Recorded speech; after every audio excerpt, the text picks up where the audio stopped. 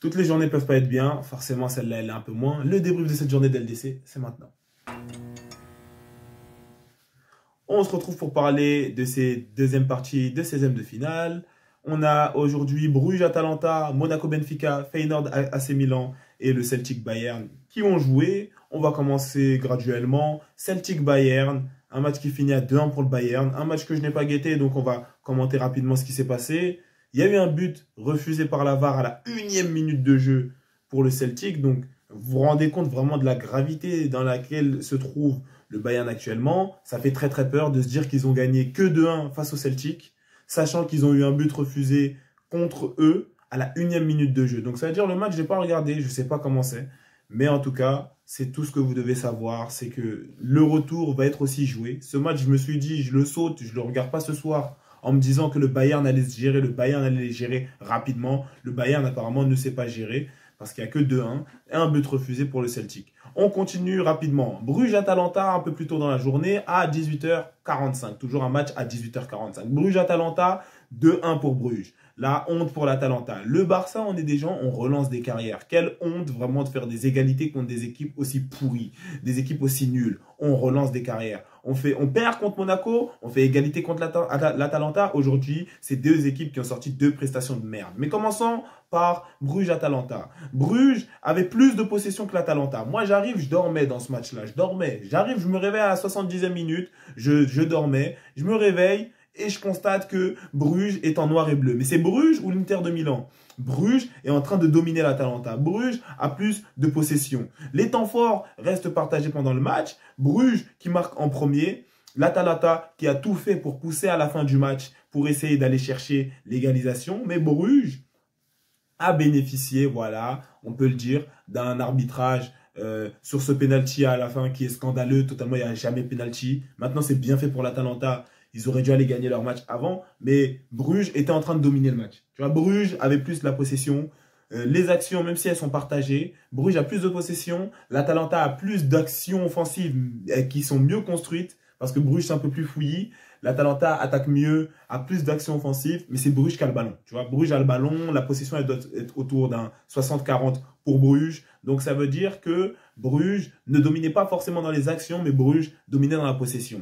L'Atalanta qui a tout fait pour les égaliser, qui a tout fait pour gagner d'abord ce match dans un premier temps parce qu'il y avait 1-1 vers la fin du match, donc de la 80 à la 90e et plus 2 là où il y a eu le penalty. C'est l'Atalanta qui gère, c'est l'Atalanta qui pousse De Ketelaere très fort. J'aime beaucoup ce mec-là. On dirait un Belge. Il me fait penser à un De Bruyne. Peut-être c'est sa succession. Mais bref. En tout cas, l'Atalanta a poussé, mais il y a eu une faible action où le défenseur récupère le ballon, il met un peu sa main comme ça dans le visage de l'attaquant. L'arbitre, un arbitre turc, voilà, ils nous l'ont précisé, je sais pas pourquoi, les Français ils aiment bien faire ça, dès que tu fous la merde, ils précisent ton origine. Ils ont dit l'arbitre turc, ils ont dit l'arbitre turc, il est venu, il a sifflé, il a donné penalty, Bruges, ils ont mis penalty, fin du match, 90+2, on a donné 3 minutes additionnelles, les gens ils ont fait que d'aller voir la VAR, d'étudier, d'être à l'oreillette. C'est terminé. Donc, tu sais, quand tu prends une décision comme ça, tu butes le match. Il a buté le match, effectivement. Pour moi, il n'y a jamais penalty. Même si les défenseurs, ils se feront un peu tout permis à cause des Antonio Rudiger, par exemple, qui se permettent de pousser les attaquants dans la surface parce qu'ils savent que c'est compliqué de siffler les penalty, par exemple, sur corner. Là, globalement, le défenseur a le contrôle de la balle bien avant l'attaquant. Il vient se protéger comme ça. Tu ne peux pas siffler un penalty sur quelqu'un qui vient, il te touche comme ça en arrière, il n'a pas vu. Tu ne peux pas siffler penalty. Tu peux dire on s'arrête, on constate l'état du joueur. Au mieux, on rend la balle là-bas. Même si je crois qu'on ne fait pas ça, on fait ça juste quand on joue entre nous au foot. Au mieux, on rend la balle, mais tu ne peux pas siffler penalty à la 90+2. Tu vois, déjà, il faut un certain courage pour siffler un penalty à la 90+2. Surtout un penalty pas important comme ça sur une action pas importante comme ça où le défenseur avait géré le danger et il n'y avait plus de danger, tu vois. Donc ça veut dire déjà, bravo du coup à Bruges qui fait 2-1 sur ce match, qui n'a pas démérité. Globalement, l'Atalanta devait gagner. L'Atalanta s'est pas géré, n'a pas gagné. L'Atalanta a perdu aujourd'hui. C'est la honte. Et c'est la honte pour nous d'avoir fait égalité contre ce club de merde à qui on devait mettre 4-0.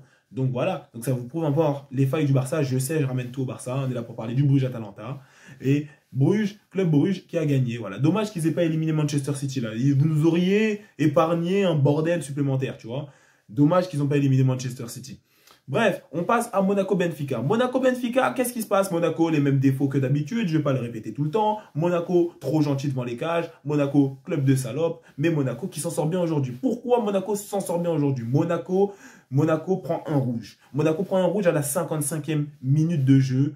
Même peut-être voire un peu plus tôt. Donc Monaco perdait contre le Benfica. Le Benfica est plus fort que Monaco, ça s'est vu. Même si Monaco construit mieux ses actions que le Benfica en transition rapide, ils sont meilleurs.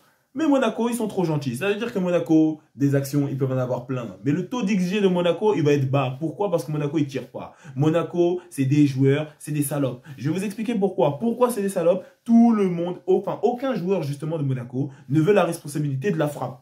Personne ne veut la responsabilité de la frappe. Donc tout le temps, il y a des actions. Tu peux tirer, mais vas-y, je vais essayer d'aller chercher une passe. Parce que c'est pas moi, je ne veux pas qu'on dise « Ah, Guette, c'est moi, j'ai raté ». C'est un club de danseuses, vraiment, et c'est énervant. Tu guettes Monaco, c'est frustrant. Tu guettes Monaco, c'est frustrant. Tu guettes Monaco, c'est frustrant. Tout le temps des passes. Donc ça veut dire leur XG, ils n'ont même pas d'action offensive, tu vois. Ils n'ont même pas de frappe, tu vois, qui a une probabilité de rentrer dans les cages ou non, puisqu'ils font que des passes. Donc voilà, Monaco, ils savent créer des actions, ils en ont eu quelques-unes quand même durant ce match. Mais Monaco, trop gentil comme d'habitude, se permettent de faire les danseuses. Sortez ici, tu vois, c'est très bien. Vous êtes allé en 16e, c'est très bien. Allez vous renforcer, allez créer autre chose, allez vous entraîner. Mais globalement, c'est dégueulasse. Et c'est pas un plaisir, tu vois, de voir ça, même pour eux comme pour nous. Du coup, Monaco-Benfica, le Benfica qui gagne ici 1-0. Honte pour le Benfica de ne pas avoir aggravé la situation lorsque Monaco était en infériorité numérique à 10 contre 11 pendant 35 minutes. Parce que là, du coup, le match retour peut être serré. Vous avez que +1 sur nous, même si Monaco a beaucoup de joueurs. Déjà, Monaco a pris un rouge, plus 2 joueurs qui ne joueront pas la prochaine rencontre. C'est beaucoup. Monaco peut totalement aller chercher un match 2-0. C'est pas quelque chose, c'est pas un exploit de ouf d'aller chercher un +2 ici au match retour la semaine prochaine contre le Benfica. Donc, totalement, s'ils sont là, ils portent leur couille la semaine pro.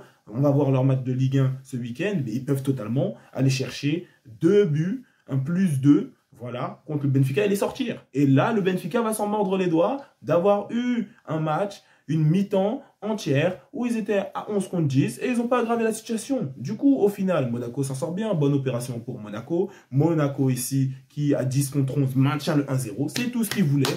Ils l'ont fait. Même s'ils ont pris beaucoup de jaunes, ils ont pris un rouge.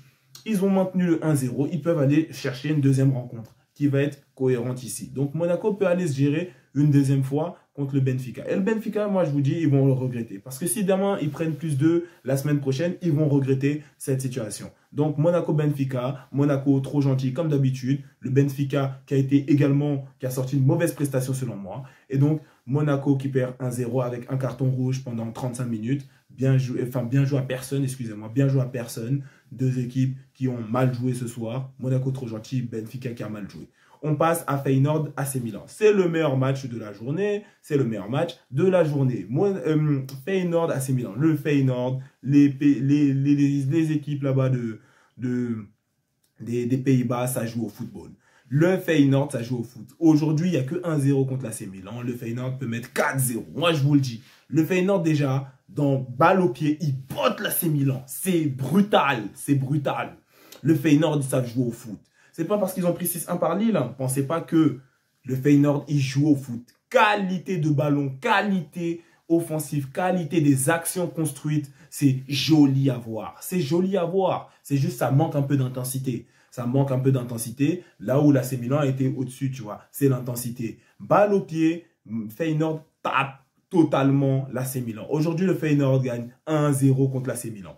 L'AC Milan qui a joué de manière plutôt bizarre en première mi-temps, ils se sont rattrapés en deuxième mi-temps, mais globalement, c'est pour le Feyenoord. C'est pour le Feyenoord qui jouait mieux au foot que largement. Leao, c'est un petit bémol. Leao, qu'est-ce qui se passe avec lui? Il est plus fort que le joueur qui est sur son côté.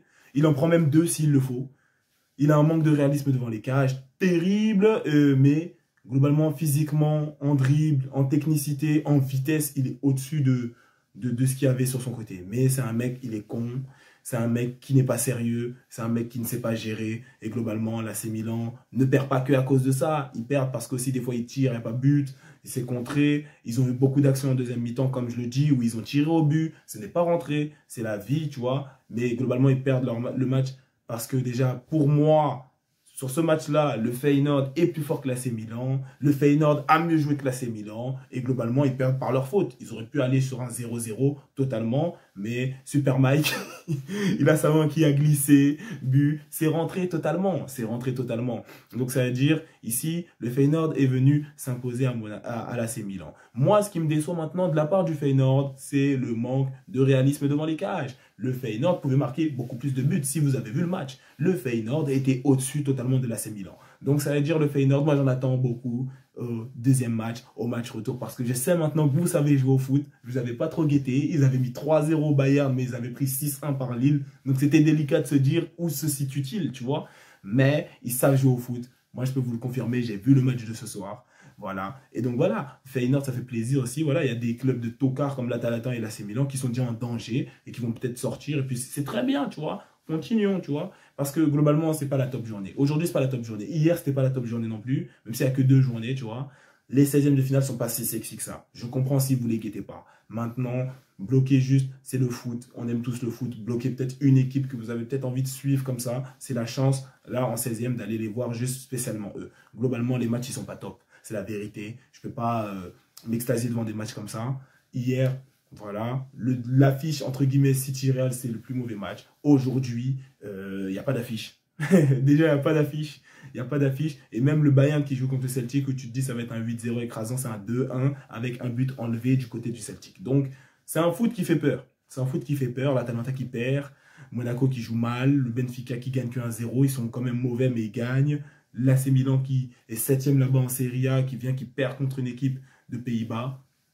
Le football, ça donne chaud un peu, ça fait un peu peur. Du coup, en récap de cette journée, Bruges-Atalanta, 2-1 pour Bruges. Bruges qui s'est géré, qui a dominé l'Atalanta, qui gagne 2-1 sur un penalty qui ne méritait pas, mais qui a gagné. Bien joué à Bruges. Monaco-Benfica, mauvais match des deux équipes. Monaco trop gentil comme d'habitude. Benfica, très gros manque de réalisme aujourd'hui devant les cages. Très grosse honte de ne pas avoir rajouté un score plus punitif à 10 contre 11. Il le regretteront sûrement en retour. Et du coup, Benfica qui gagne 1-0 contre Monaco. Feyenoord, AC Milan. Le Feyenoord qui a mieux joué au foot que l'AC Milan, qui sait jouer balle au pied, qui est technique, qui propose des bonnes actions. Juste un manque aussi de réalisme devant les cages, un manque de pro, un manque de sérieux qui leur a fait avoir une victoire que 1-0 contre l'AC Milan, qui est assez bizarre. On est assez dubitatif vis-à-vis de leur football, vis-à-vis de ce qu'ils proposent. Léao qui était quand même très fort à gauche, mais qui n'a pas fini parce que lui aussi, il a un manque de sérieux devant les cages. Et du coup, victoire du Feyenoord, 1-0 à AC Milan. Ça aurait pu être plus. Celtic-Bayern, encore une fois, le Bayern qui gagne 2-1. Un but refusé à la première minute de jeu du Celtic, donc ça en dit long. Je n'ai pas vu le match, mais en tout cas, Bayern-Celtic 2-1. Et donc, c'est des matchs qui, globalement, c'est que des plus 1. Si vous avez remarqué, c'est que des plus 1. Et donc, le retour sera intéressant parce que rien n'est fait, rien n'est dit, personne n'est qualifié, personne n'est éliminé. En tout cas, j'espère que le débrief vous aura plu. Débrief de Maxel FCB. Comme d'habitude, tu likes, tu partages, tu commentes, tu t'abonnes à la vidéo. Prenez soin de vous et des vôtres. Et à plus pour la prochaine vidéo.